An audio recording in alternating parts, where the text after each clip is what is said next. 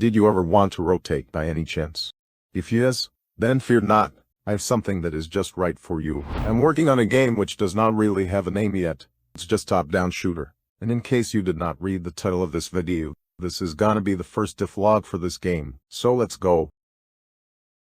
Why don't you go ahead and have a look?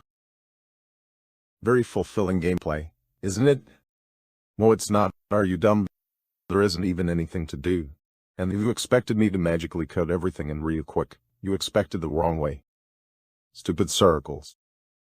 And there isn't even that much to show off besides the aiming mechanic, since I've been spending literally about 2 weeks trying to get multiplayer to work properly. And on mobile it still does not work properly. I mean, I could go ahead and bore you with the details, like what I already tried and stuff, but you know, I prefer retention rate, so instead you are gonna get a devlog that's not even 3 minutes long. And since this is devlog number 0 anyway, and I just wanted to show off the game to begin with, I don't even care.